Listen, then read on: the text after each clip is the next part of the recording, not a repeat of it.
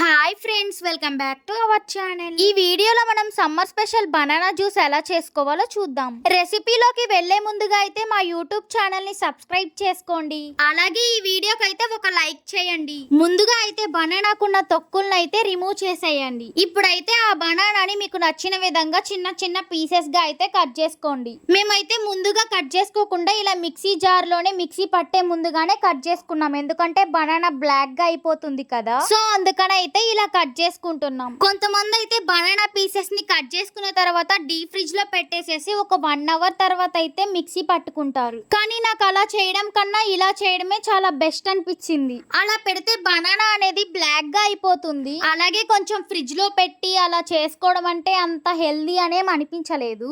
ఇదే best process.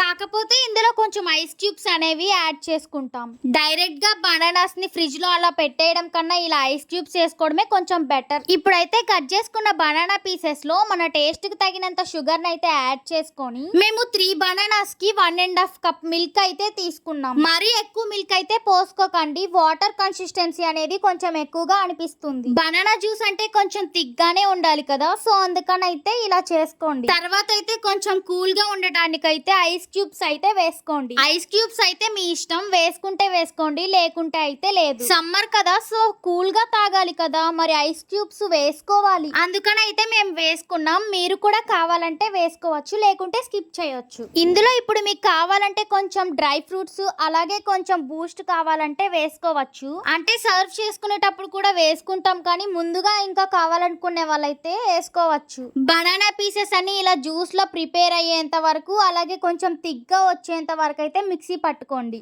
ఎక్కువ time ఏం పట్టదు, ఒక 2 to 3 మినిట్స్ అయితే పడుతుంది. ఇప్పుడైతే ఆ మిక్సీ పట్టుకున్న మిశ్రమాన్ని ఒక గ్లాస్ లో పోసుకొని దాని పైన అయితే బూస్ట్ వేసుకోండి. బూస్ట్ అలాగే కాజు మాత్రం అస్సలు మిస్ చేయకండి, ఎందుకంటే టేస్ట్ ఇచ్చేది అవే. ఏంటో కానీ చాలా మంది అయితే బనానా జ్యూస్ అంటే అస్సలు ఇష్టం లేదంటారు. ఒకసారి ట్రై చేయకుండా మీరు ఎలా చెప్తారు? నేను చెప్పిన ప్రాసెస్ అయితే మీరు కూడా ట్రై చేయండి, టేస్ట్ అయితే చాలా బాగుంటుంది. ఈ జ్యూస్ అంటే ఇష్టం లేని వాళ్ళైతే కొంచెం బూస్ట్ ని ఎక్స్ట్రా వేసుకోండి, చాలా టేస్ట్ గా అయితే ఉంటుంది. ఇంకొక విషయం చెప్పాలి, ఈ జ్యూస్ కి అయితే నార్మల్ గా రెగ్యులర్ గా తినే బనానాస్ కాకుండా కొంచెం చక్కెరకేళి పచ్చటికాయలు ఉంటాయి కదా, అవైతే యూస్ చేయండి. ట్రై చేసి ఎలా వచ్చిందో కామెంట్ చేయడం మర్చిపోకండి. మా ఛానల్ అయితే సబ్స్క్రైబ్ చేసుకొని మాకు కొంచెం సపోర్ట్ చేయండి. Thank you for watching.